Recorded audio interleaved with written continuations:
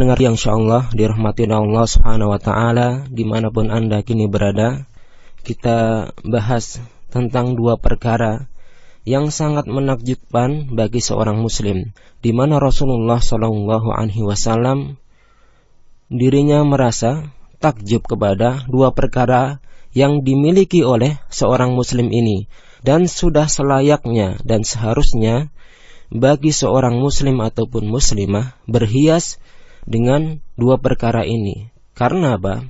Di dalam kehidupan kita, terutama di dunia ini, banyak sekali ujian dan cobaan, banyak sekali tantangan dan rintangan yang menghadang sebagai seorang muslim untuk menjatuhkan, untuk menggelincirkan seorang dari jalan Allah Subhanahu wa ta'ala. Apakah dua perkara tersebut? Dijelaskan oleh Nabi sallallahu alaihi wasallam dalam sebuah hadis yang diriwayatkan oleh Imam Muslim. Nabi sallallahu alaihi wasallam bersabda, "Ajaban li amril mu'mini, inna amrahu kullahu lahu khairun, wa laysa dzalika li ahadin illa lil mu'mini. In asabathu sarra'u syakara fa kana khairan lahu, wa in asabathu dharra'u sabara fa kana khairan lahu." Rasulullah sallallahu alaihi wasallam takjub dengan perkara seorang mukmin yang beriman kepada Allah Subhanahu wa taala. Ajaban li amril mu'mini, menakjubkan perkara seorang mukmin itu, orang yang beriman kepada Allah Subhanahu wa taala dengan sebenar-benarnya iman yang dibuktikan dengan perbuatan di dalam kehidupan sehari-hari. Inna amrahu kullahu lahu khair, sesungguhnya perkaranya seluruhnya bagi dia adalah baik. Seluruh perkara seorang mukmin itu baik bagi dia di dunia maupun di akhirat. Walaysa dzalika li ahadin illa lil mu'mini, dan tidaklah ada demikian kecuali dimiliki oleh orang-orang mukmin. Orang-orang kafir, orang-orang munafik, orang-orang musyrik tidak mempunyai dua perkara ini. Hanya dikhususkan kepada orang-orang yang beriman saja. Apakah dua perkara tersebut? Yang pertama, in asabathu sarra'u syakara fa kana khairan lahu. Apabila ditimpa suatu perkara yang menyenangkan, maka dia bersyukur. Jadi ketika seorang mukmin ditimpa oleh perkara yang menyenangkan dalam kehidupan dia, maka dia bersyukur kepada Allah Subhanahu wa taala dalam hatinya, kemudian dengan lisannya, kemudian dengan perbuatannya. Jadi para pendengar yang insyaallah dirahmati oleh Allah Subhanahu wa taala, rasa syukur ini begitu sulit kita amalkan dalam kehidupan kita sehari-hari. Oleh karena itu Allah Subhanahu wa taala berfirman, "Wa qalilun min ibadiyasy syakur." Betapa sedikit dari hamba-hambaku yang bersyukur kepada Allah Subhanahu wa ta'ala. Betapa nikmat telah mengucur sejak kita di dalam perut ibu kita, sejak kita bayi. Nah, di perut ibu maksudnya Allah memberikan rizki mulai apa? Melalui dengan tali pusar ibu kita di dalam perut. Kemudian ketika telah terputus itu tali pusar, akhirnya Allah Subhanahu wa ta'ala memberikan jalur rizki dari air susu ibu.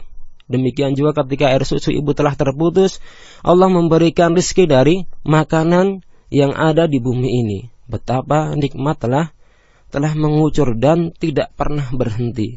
Begitu juga banyak sekali nikmat-nikmat yang tidak pernah kita pikirkan ataupun kita sadari. Allah Subhanahu wa ta'ala memberikan angin, udara, oksigen yang kita bisa hirup dengan gratis setiap hari. Allah Subhanahu wa ta'ala memberikan kita hujan yang mungkin kita tidak pernah memintanya kepada Allah Subhanahu wa ta'ala. Padahal bagaimana dunia, bagaimana kita kalau tidak ada hujan, begitu juga sinar matahari. Dan banyak sekali nikmat-nikmat terutama yang ada di dalam tubuh kita, anggota badan kita yang lengkap. Betapa banyak para pendengar yang insyaallah dirahmati oleh Allah Subhanahu wa ta'ala, orang yang tidak dikaruniai tangan misalnya, ataupun kaki, ataupun anggota badan lainnya, sehingga tidak sempurna anggota badannya. Akan tetapi sedikit sekali yang bersyukur kepada Allah Subhanahu wa taala. Oleh karena itu para pendengar yang insyaallah dirahmati oleh Allah Subhanahu wa taala, menakjubkan sekali bagi seorang muslim ketika ditimpa satu perkara yang menyenangkan, baik berupa materi maupun yang berupa maknawi. Ini nikmat banyak sekali ya. Nikmat yang berupa materi tadi kita sebutkan. Kemudian nikmat yang berupa maknawi yang kita tidak bisa melihatnya, yaitu berupa iman kita kepada Allah Subhanahu wa taala. Betapa banyak orang tidak dikaruniai hidayah oleh Allah Subhanahu wa taala sehingga kehidupannya senantiasa dalam lorong-lorong kegelapan, berganti-ganti dari satu waktu ke waktu yang lain untuk melakukan kemaksiatan kepada Allah Subhanahu wa taala. Oleh karena itu para pendengar yang insyaallah dirahmati oleh Allah Subhanahu wa taala, menakjubkan, sungguh menakjubkan perkara seorang muslim ketika ditimpa perkara yang menyenangkan. Kemudian hal tersebut baik bagi dia ketika seorang ditimpa dengan perkara yang menyenangkan, dengan nikmat yang sifatnya zahir maupun batin, dia bersyukur. Itu adalah kebaikan bagi dia. Karena apa? Ketika seorang muslim atau mukmin ditimpa perkara yang menyenangkan, dia tidak bersyukur, maka berhati-hati ya. Karena termasuk dari bagian orang yang mengkufuri nikmat Allah Subhanahu wa taala.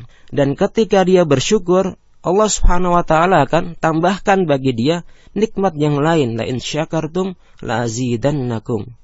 Ketika engkau bersyukur dengan nikmat Allah Subhanahu wa taala, maka Allah akan tambahkan nikmat-nikmat yang mungkin kita tidak mengetahuinya. Wala in kafartum, apabila engkau kufur terhadap nikmat Allah Subhanahu wa taala, sesungguhnya Allah sangat pedih. Kemudian yang kedua para pendengar yang insyaallah dirahmati oleh Allah Subhanahu wa taala, wa in asabathu dharra'u sabara.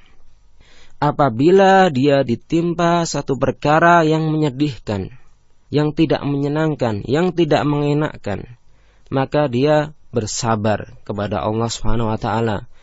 Sabar maknanya adalah al-habsu, yaitu menahan hati kita untuk tidak menggerutu kepada Allah Subhanahu wa taala. Kemudian menahan lisan kita untuk tidak mengucapkan perkataan-perkataan kasar, perkataan-perkataan yang tidak ridha kepada Allah Subhanahu wa taala.